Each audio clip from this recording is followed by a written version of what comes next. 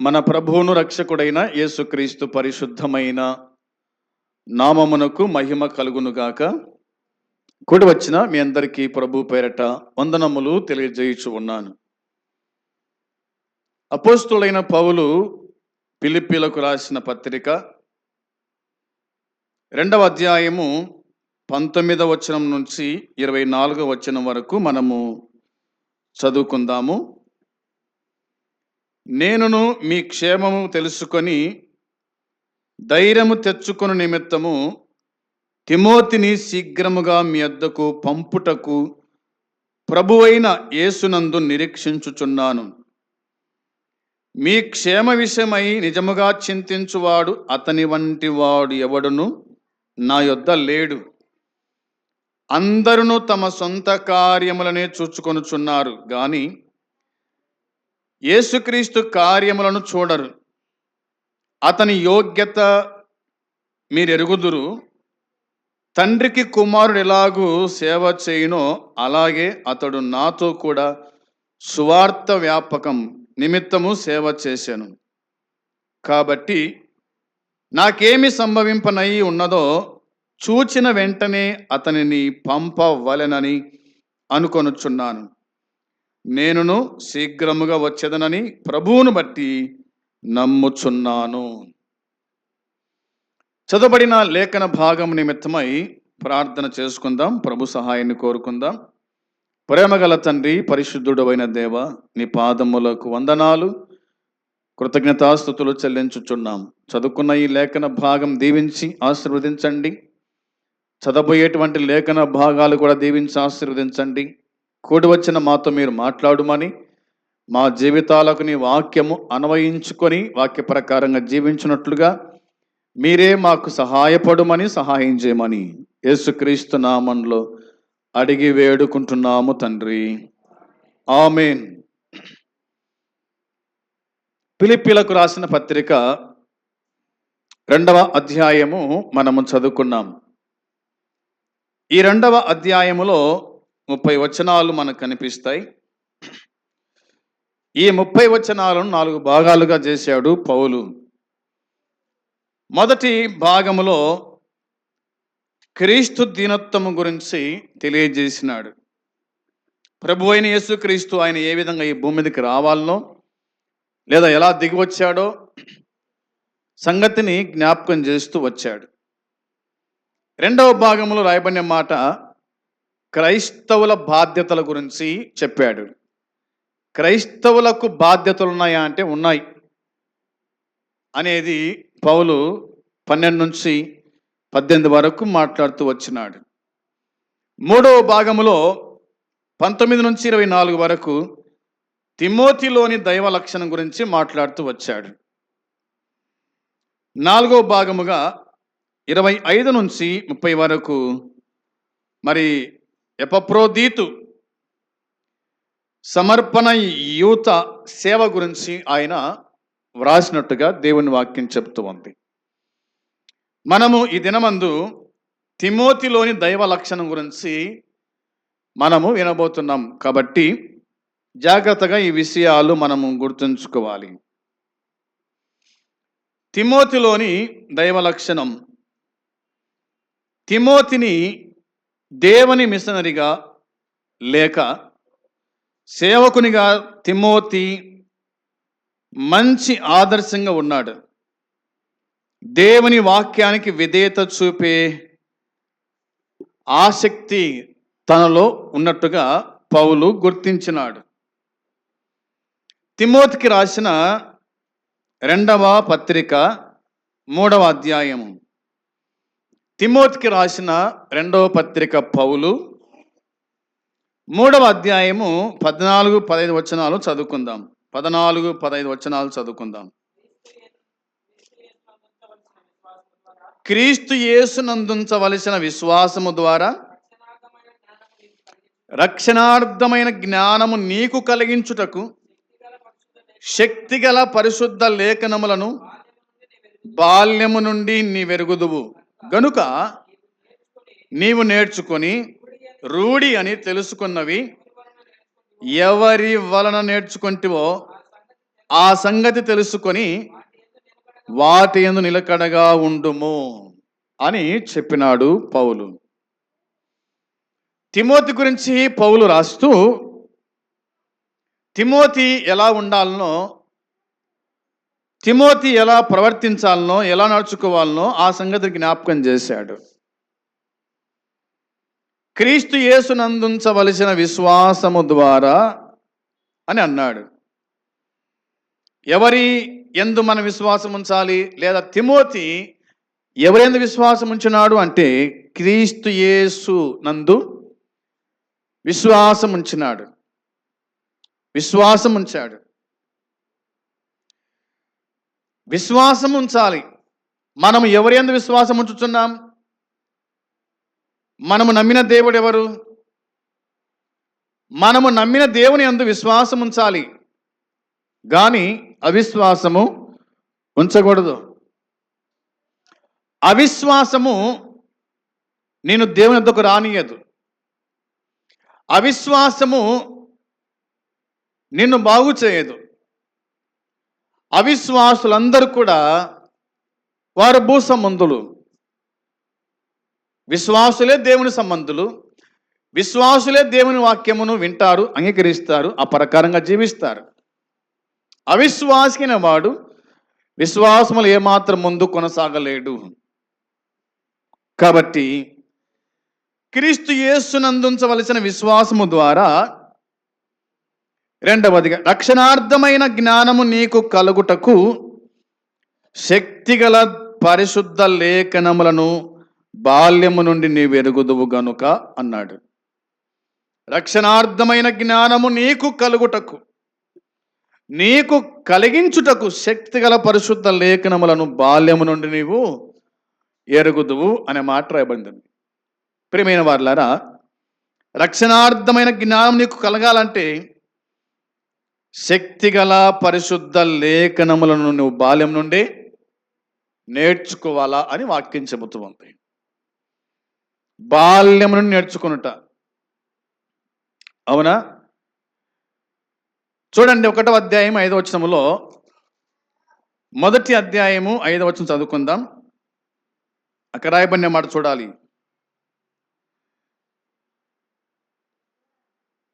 3, 4, 5 కలిసి ఉన్నాయి. నా ప్రార్థనల యందు ఎడతెగక నిన్ను జ్ఞాపకము చేసుకొనుచు నీ కన్నీళ్లను తలంచుకొని నాకు సంపూర్ణ ఆనందము కలగజేయుటకై నిన్ను చూడవలనని రేయంబగలు అపేక్షించుచు నీ యందున్న నిష్కపటమైన విశ్వాసమును జ్ఞాపకము చేసుకొని నా పితురాచార ప్రకారము నిర్మలమైన మనసాక్షితో నేను సేవించుచున్న దేవుని ఎడల కృతజ్ఞుడనై ఉన్నాను. ఆ విశ్వాసము మొదట నీ అవ్వ అయిన లోయలోను నీ తల్లి అయిన యూనికేలోను వసించను. అది నీ యందు సహా వసించుచున్నదని నేను రూఢిగా నమ్ముచున్నాను అని అన్నాడు అన్నమాట. తిమోతికున్న భక్తిగల నేపథ్యం ఇందులో మనకు కనిపిస్తుంది. తిమోతి భక్తి గలవాడు. అవ్వ భక్తి గలది, తల్లి కూడా భక్తి గలది. పౌలు కూడా భక్తి గలవాడు. కాబట్టి పౌలు తిమోతి గురించి రాస్తూ ఉన్నాడు. పౌలు తిమోతిని జ్ఞాపకం చేసుకుంటూ ఉన్నాడు. నా ప్రార్థనల యందు అని అన్నాడు. తిమోతిని పౌలు తన ప్రార్థనల యందు జ్ఞాపకం చేసుకుంటూ వచ్చాడు. అది కూడా ఏమిటి? ఎడతెగక నిన్ను జ్ఞాపకం చేసుకొనొచ్చు అన్నాడు. నేను జ్ఞాపకం చేసుకుంటున్నాను తిమోతి అన్నాడు. తిమోతి కన్నీళ్ళని తలంచుకున్నాడంట. తిమోతి కన్నీళ్లు కార్చినాడు. తిమోతి కన్నీళ్లు కార్చినాడు అంట. ఎందుకు కన్నీళ్ళు కార్చాడు తిమోతి అంటే మనకు అర్థం కావడానికి చెప్తాం చూడండి. ఎందుకు కన్నీళ్ళు తిమోతి కార్చినాడు? ఎఫెసీ పత్రికకు వచ్చేద్దాం. ఫిలిప్పీ పత్రిక వచ్చేద్దాం. ఫిలిప్పీ పత్రికలో మనం చదువుకున్నాం కదా, 20వ వచనం, 2:20లో మీ క్షేమ విషయమై నిజముగా చింతించువాడు అతని వంటి వాడు ఎవడు నా యొద్ద. అంటే సంఘముల గురించిన చింత తనకుంది అని, విశ్వాసుల యొక్క బాధ్యత తనకుంది అని, ఎవరు పడిపోతే నాకెందుకులు అనుకోలేదు, ఎవరు చెడిపోతే నాకెందుకులే అనుకోలేదు, ఎవరు రాకపోతే నాకెందుకులే అనుకోలేదు. తిమోతి కన్నీళ్లు కార్చటగా మనం చూస్తాం. అందుకనే పౌలు జ్ఞాపకం చేశాడు, నీ కన్నీళ్లను తలంచుకొని నాకు సంపూర్ణ ఆనందము కలుగుటకై నిన్ను చూడవల్లని రేయింబగళ్ళు అపేక్షించుచు అన్నాడు. దేవుని దాసుడు మరో దేవుని దాసుని చూడాలనుకున్నాడు. తిమోతిని చూడ్డానికి రేయింబగళ్ళు ఏం చేశాడంట? అపేక్షించుచు అన్నాడు. నిన్ను చూడవల్లని రేయింబగళ్ళు అపేక్షించుచు నీ యందున్న నిష్కపటమైన విశ్వాసము జ్ఞాపకం చేసుకుంటున్నాను అన్నాడు. నీ యందున్న నిష్కపటమైన విశ్వాసము జ్ఞాపకం చేసుకుంటున్నాను. నిష్కపటమైన విశ్వాసం, విశ్వాసములో కపటం లేదు. అవునా? విశ్వాసులమైన మనము కపటము లేని విశ్వాసం గల వారమై ఉండాలి. సరైన విశ్వాసం గల వారమై ఉండాలి అనేది వాక్యం చెబుతోంది. తర్వాత మాట చూస్తే, నా పితురాచార ప్రకారము నిర్మలమైన మనస్సాక్షితో నేను సేవించుచున్న దేవుని ఎడల కృతజ్ఞుడనై ఉన్నాను. ఆ విశ్వాసము అనే మాట ఉంది. యా విశ్వాసం అంట? నీ యందున్న నిష్కపటమైన విశ్వాసము. ఆ విశ్వాసము మొదట నీ అవ్వ అయిన లోయలోను, నీ తల్లి అయిన యూనికేలోను వసించెను. అది నీ యందు కూడా వసిస్తుంది, నేను రూఢిగా నమ్ముచున్నాను. నిష్కపటమైన విశ్వాసం ఎవరిలో ఉంది? తిమోతి యొక్క అవ్వలో ఉంది. నిష్కపటమైన విశ్వాసం ఎవరిలో ఉందంటే తిమోతి యొక్క తల్లి కూడా మనకు కనిపిస్తూ ఉంది. అది నీ యందు వసించింది. అట్టి విశ్వాసులైన వారు సంఘానికి దీవెన, సంఘానికి ఆశీర్వాదం. సంఘములు ఎవరు ఉండాలంటే విశ్వాసులు ఉండాలి, అవిశ్వాసులు కాదు, అవిధేయులు కాదు. సంఘములు ఉండాల్సింది విశ్వాసులు. ఇది బాల్యం నుండి రావాలి, బాల్యం నుండి రావాలి ఇది అని పౌలు గుర్తు చేస్తూ వచ్చాడు. ప్రియమైన సోదరి సోదరులారా, ద్వితీయోపదేశ కాండములో రాయబడిన మాట గుర్తు చేయదలంచుచున్నాను. 6వ అధ్యాయము 6-7 వచనాలు. ద్వితీయోపదేశ కాండము 6వ అధ్యాయము 6-7 వచనాల్లో, నేడు నేను నీకు ఆజ్ఞాపించి ఈ మాటలు నీ హృదయములో ఉండవలెను. నీవు నీ కుమారులకు వాటిని అభ్యసింపజేసి నీ ఇంట కూర్చుండినప్పుడు, త్రోవ నడుచున్నప్పుడు, పండుకొన్నప్పుడు, లేచున్నప్పుడు వాటిని గూర్చి మాట్లాడవలెను. సూచనగా వాటిని నీ చేతికి కట్టుకొనవలెను. బాల్యము నుండి పిల్లలకు నేర్పే విధానం ఇందులో మనకు కనిపిస్తూ ఉంది. పౌలన్నాడు, బాల్యము నుండి ఎరుగుదువు దైవ లేఖనాలు, దైవ సత్యాలు, ధర్మశాస్త్రం, పరిశుద్ధ గ్రంథం బాల్యము నుండి నేర్పించండి. పెద్దవారైన తర్వాత వాటిని తొలగి నేర్పించండి. ముందు మీరు నేర్చుకోండి, తర్వాత నేర్పించండి. నేర్పించాలంట. కాబట్టి నేడు నేను మీకు ఆజ్ఞాపించు ఈ మాటలు నీ హృదయములో ఉండాలి. ఎప్పుడైతే నీ హృదయంలో ఉంటాయో దేవుని మాటలు, అప్పుడు నువ్వు నీ కుమారులకు, నీ కుమార్తెకు నేర్పించగలుగుతావు. నీ హృదయం లేకపోతే కనుక నువ్వు నేర్పించలేవు. నీ హృదయం దేవుని వాక్యముతో నిండకపోతే కనుక నువ్వు నేర్పించలేవు. నిండాలంటే ఏం చేయాలా? వినాలి కదా, చదవాలా, వినాలా, హృదయంలో చేర్చుకోవాలా, అప్పుడు నువ్వు నేర్పించగలుగుతావు.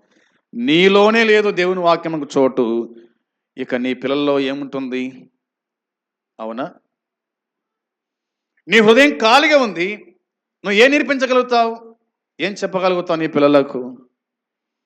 తిమోతి అయితే గనుక బాల్యము నుండి లేఖనములను పరిశీలించిన వాడు. లేఖనాల పరిశోధన అవసరం.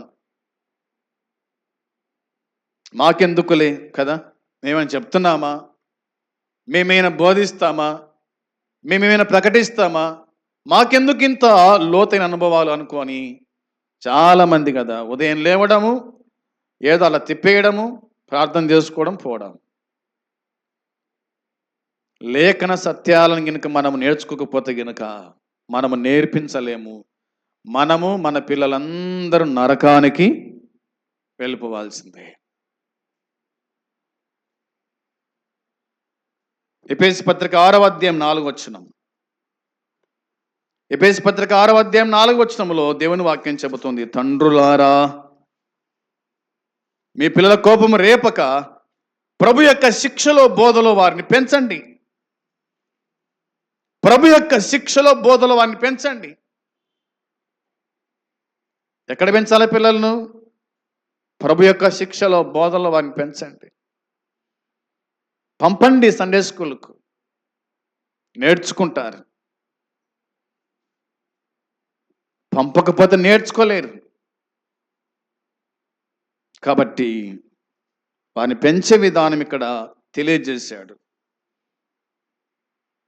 తండ్రులారా మీ పిల్లలకు కోపము రేపక ప్రభు యొక్క శిక్షలో బోధలో వారిని పెంచండి, వారు దారి తప్పరు అని దేవుని వాక్యం మనకు గుర్తు చేస్తూ ఉంది. తిమోతి ఆ విధంగా పెరిగాడు కాబట్టి మనం ఈ దాన్ని చెప్పుకుంటున్నాం.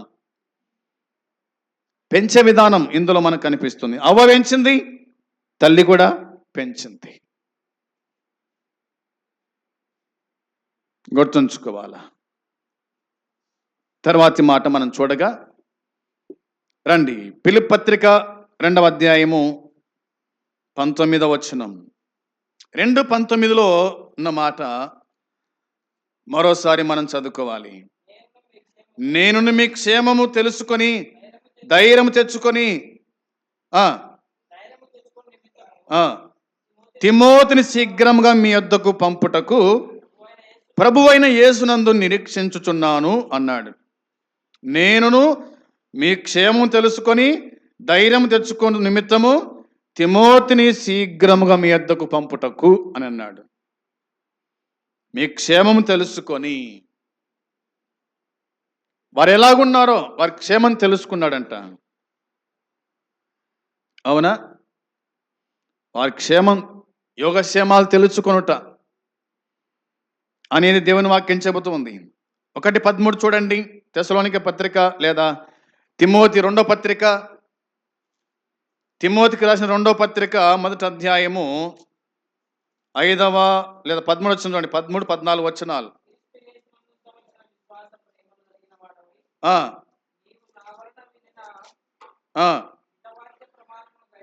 గైకొనుము, నీకు అప్పగింపబడిన ఆ మంచి పదార్థమును మనలో నివసించుచు పరిశుద్ధాత్మ వలన కాపాడుము అన్నాడు అన్నమాట.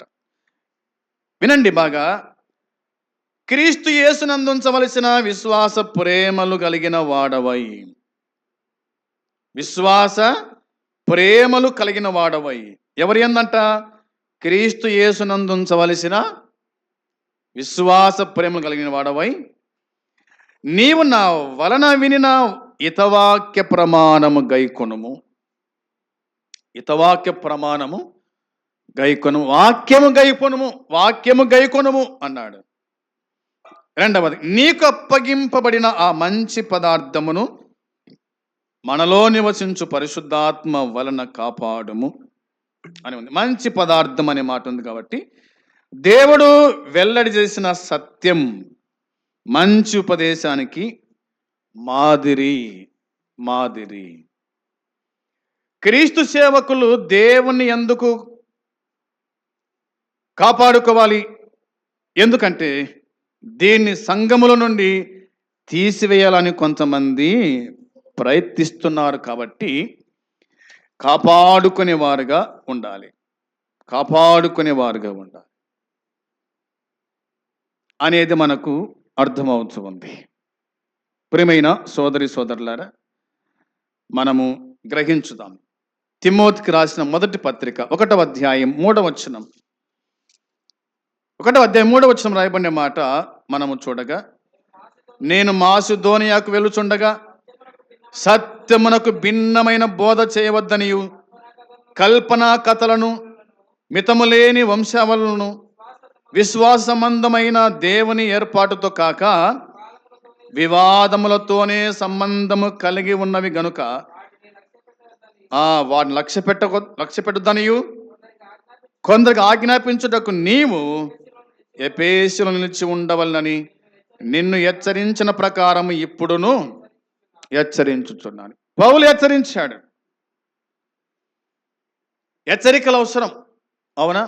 హెచ్చరిక అవసరం, పరీక్ష అవసరం. నేను మాసిదోనియాకు వెళ్ళుచుండగా సత్యమునకు భిన్నమైన బోధ చేయవద్దనియు అన్నమాట. సత్యమునకు భిన్నమైన బోధ చేసే వాళ్ళు ఉన్నారు. కల్పనా కథలు, మితములేని వంశావళులు, విశ్వాసమందమైన దేవుని ఏర్పాటుతో కాక వివాదములతోనే సంబంధము కలిగి ఉన్నవి అన్నాడనమాట. ప్రియమైన వాళ్ళారా, కల్పనా కథలు అంట, మితములేని వంశావళులు, కల్పనా కథలు, అవునా? అర్థములేని కథలు, అర్థములేని బోధ, పరమునకు చేర్చని బోధ. జాగ్రత్త తిమోతి, వారిని హెచ్చరించు అని ఎఫెసులో ఉంచినట్టుగా దేవుని వాక్యం మనకు గుర్తు చేస్తూ ఉంది. ఇదొక లక్షణం తిమోతిలో. రెండవది మనం ఆలోచన చేస్తే కనుక, క్రీస్తు పట్ల పట్టుదల కలిగిన యోగ్యమైన సేవకుడు తిమోతి. దేవుని పట్ల యోగ్యమైన సేవకుడు తిమోతి. దేవుడు చూడగా అతడు యోగ్యుడిగా కనిపించాడు. యోగ్యత అది ఎంతైనా మనకు అవసరం అని దేవుని వాక్యం చెబుతూ ఉంది. తెస్సలోనిక మొదటి పత్రికలో ఇలాగ రాయబడింది చూడండి. తెస్సలోనిక మొదటి పత్రిక 3వ అధ్యాయము 2వ వచనం. 3వ అధ్యాయము 2వ వచనం.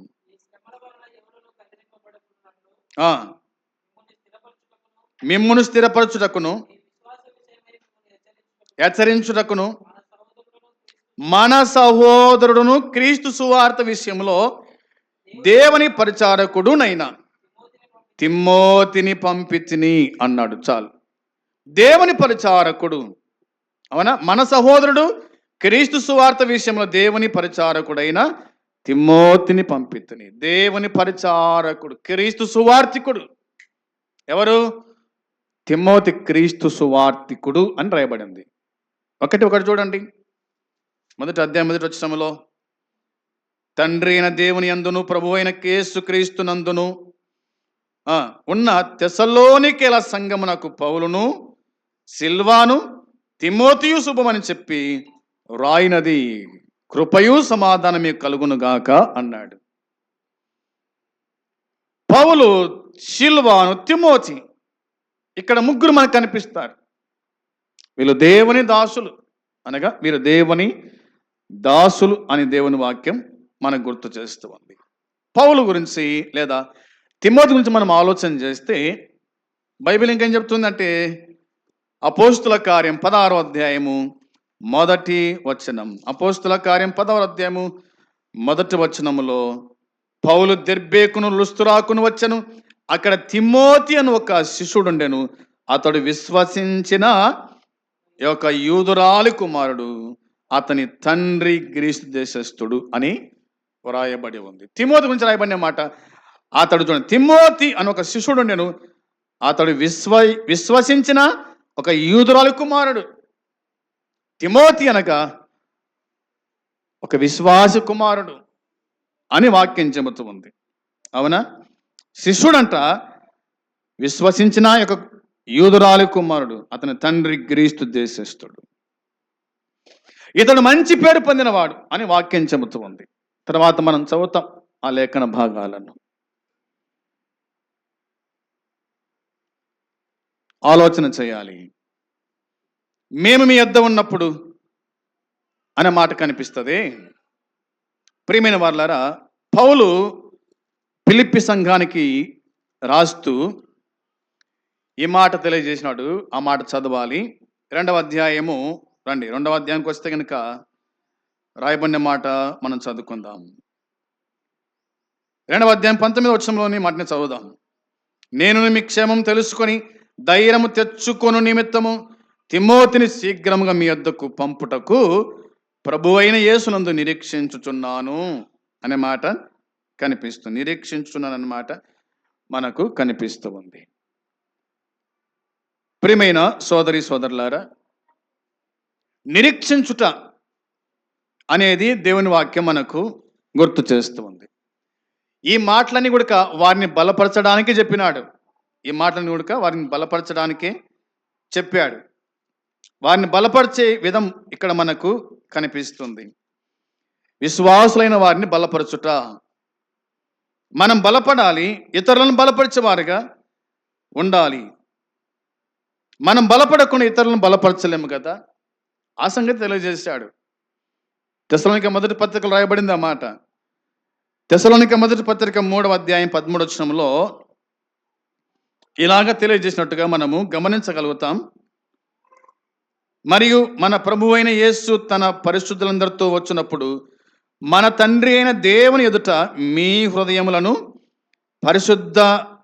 పరిశుద్ధత విషయమై అనిందమైనవిగా ఆయన స్థిరపరచుటకై మేము మీ ఎడల ఎలాగూ ప్రేమలో అభివృద్ధి పొంది వర్ధిల్లుచున్నామో అలాగే మీరును ఒకరిని ఎడల ఒకడు మనుషులందరి ఎడలను ప్రేమలో అభివృద్ధి పొంది వర్ధిల్లునట్లు ప్రభు దయచేయునుగాక అనే మాట కనిపిస్తుంది. ప్రభు దయచేయునుగాక. ప్రేమలో వర్ధిల్లండి, అభివృద్ధి పొందండి. ఒకని ఎడల ఒకడు మనుషులందరి ఎడలను ప్రేమలో అభివృద్ధి పొందండి, వర్ధిల్లండి అని దేవుని వాక్యం చెబుతుంది. కాబట్టి వర్ధిల్లాలి, సంఘం వర్ధిల్లాలి, సంఘంలో విశ్వాసులు వర్ధిల్లాలి. ఇవన్నీ కూడా మనల్ని బలపరిచే వాక్య భాగము అనేది మనము గుర్తుంచుకునే వారిగా ఉండాలని జ్ఞాపకం చేస్తూ ఉన్నాను. ఇక మనం ఆలోచన చేస్తే కనుక తిమోతి మంచి పేరు కలవాడు, మంచి పేరు సంపాదించుకున్నాడు. బయట పేరుంది, ఊర్లో పేరుంది. తిమోతి అనగానే అతడు మంచి వాడు, శిష్యుడు మంచివాడు అని మనము చూడగలుగుతాం. ఈ విషయాన్ని మనం గుర్తుంచుకోవాలా. ఇతడు యథార్థవంతుడు, అవునా, ఇతడు యథార్థవంతుడు అనే మాటగా మనకు కనిపిస్తుంది. అక్కడనే రాయబడిన మాట, అవునా. వచనం 20 చూడండి. 20 వచనములు రాయబడిన మాట చూస్తే, ఫిలిప్పీ పత్రిక 2:20లో రాయబడిన మాట చూస్తే కనుక మీ క్షేమ విషయమై నిజముగా చింతించువాడు అతని వంటి వాడు ఎవడు నా యొద్ద లేడు. చింతించువాడు మీ గురించి చింతిస్తున్నాడు, అవునా. మీ క్షేమ విషయమై నిజముగా చింతించువాడు అతని వంటి వాడు మరి ఎవడు నా యొద్ద లేడు అంటే, లేక నాకెంతో ప్రియమైన వాడు అన్నాడు అనమాట. ప్రియమైన వాడు పౌలుకు ప్రియమైన వాడు తిమోతి. కాబట్టి సంఘక్షేమ నిమిత్తమై చింతించుట. చింత మనకుందా? సోదరులారా, ప్రియమైన వారులారా, జ్ఞాపకం చేస్తున్నాను మీకు, సంఘము గురించి చింత ఉందా? సంఘము గురించిన చింత ఉందా? ఏదో అలా రావడము పోవడము, ఇంకా సంఘములో ఏముంది, ఎవరెట్టు పోతున్నారు, ఎవరు రావడం లేదు, ఎవరు రాలేదు ఈ వారం అనే చింత ఏమైనా కొంచెమైనా ఉందా?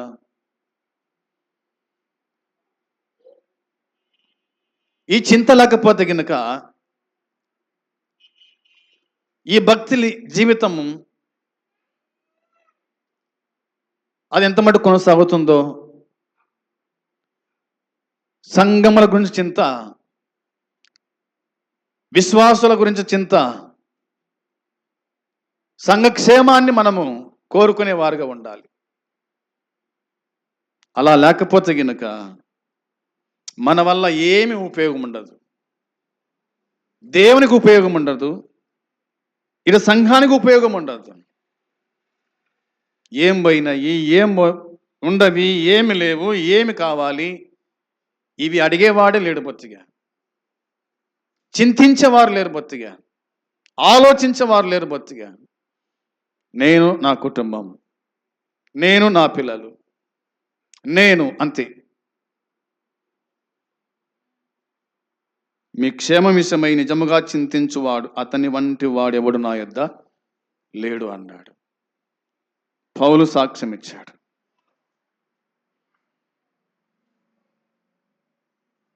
పౌలు సువార్త పరిచర్యలో మనస్ఫూర్తిగా పనిచేసి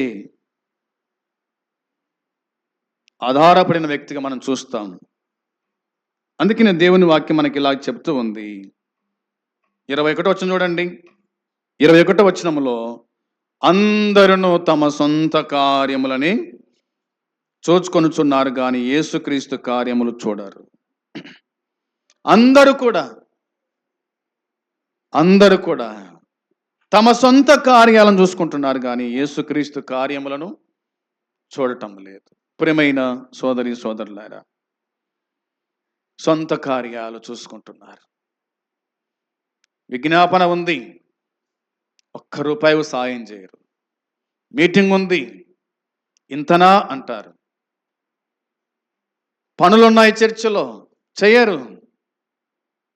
చెప్పిన కూడా నాకు చెప్పాకన్నా అంటారు. తమ సొంత కార్యములు, తమ పనులు అయితే బాగా చేసుకుంటారు కానీ దేవుని కార్యాలు మాత్రం చెయ్యరు. తమ సొంత కార్యాలు నచ్చినట్టు చేసుకుంటారు, దేవుని కార్యం మాత్రం అయిష్టంగా చేసే వాళ్ళు ఉన్నారు. పట్టించుకునే వారు లేరు. సేవకుడి అన్నీ తెచ్చుకోవాలా, ప్రయాసపడాలా. సంఘ కార్యాలు. నేను ఒక ఊరికి పోతే 9:30 అయింది, ఇంకా బండలు దుడసలే మందిరంలో. 9:30 అయింది, 10కి స్టార్టింగ్ చేయాలా విజ్ఞాపన, బండలు దుడసలే. సేవకుడు బాధపడుతున్నాడు, సేవకునిలో కన్నీళ్లు గారుతున్నాయి. చెప్పిన మాట విన్నారు. 10:30కు వచ్చినారు సంఘస్థులు. ప్రార్థన ఎప్పుడు? 10కి ప్రార్థన అయితే 10:30కు వచ్చినారు, 11 గంటలకు వస్తున్నారు. అందరూ తమ సొంత కార్యములు చూసుకొనుచున్నారు. పట్టినట్టుగా ఉన్నారు. అవునా? నాకెందుకులే ఈ పని అనుకుంటున్నారు, నాకు కాదులే ఈ పని అనుకుంటున్నారు. అంతా ఆయననే, అంతా ఆయనకేనట్టుగా మాట్లాడుతూ ఉన్నారు.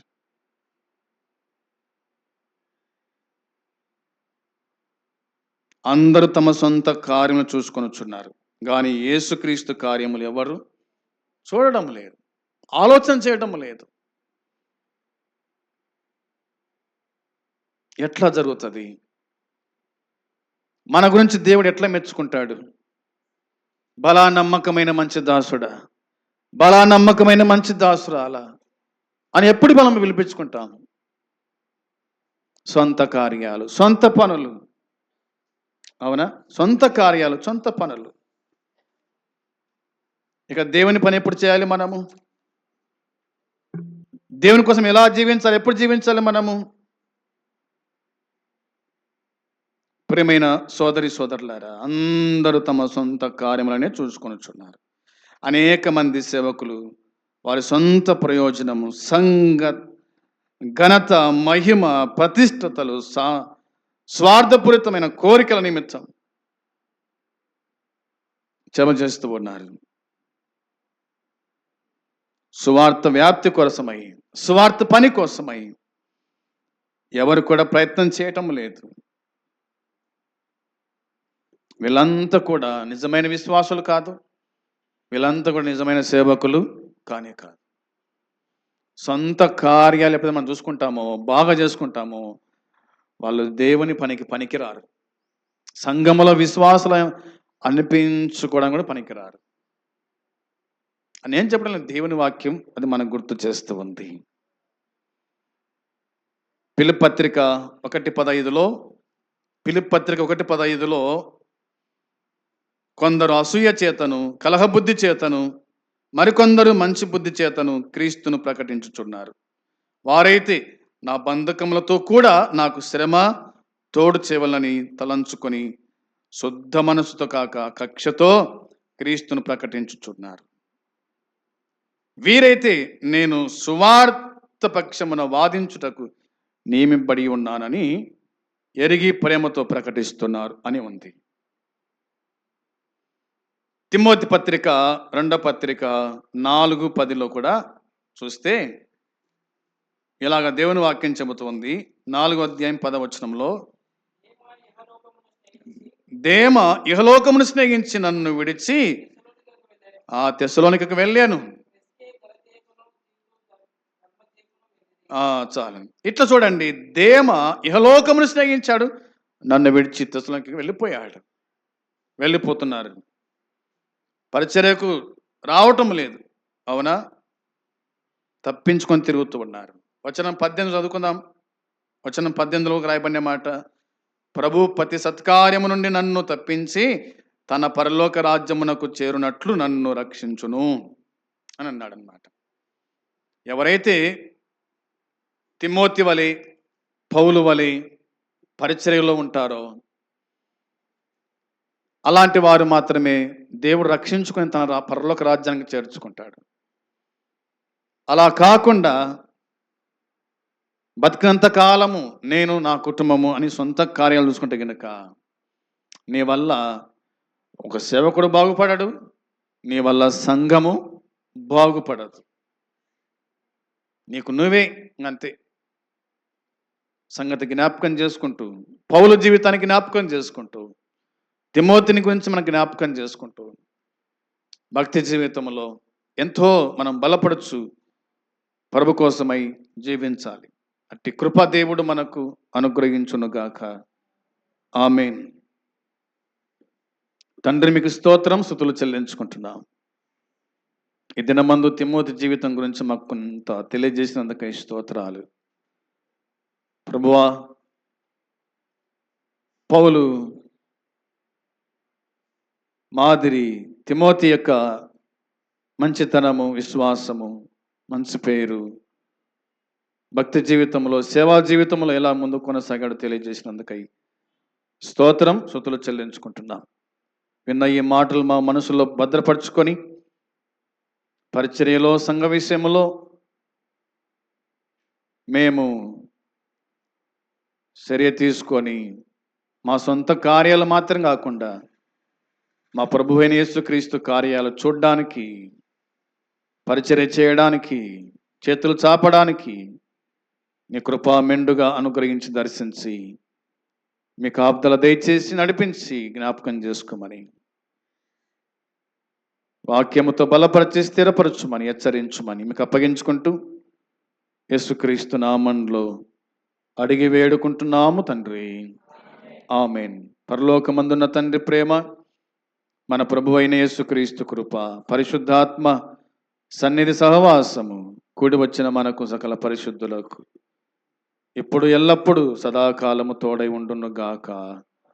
ఆమేన్. మంచిది. అందరికి వందనాలు.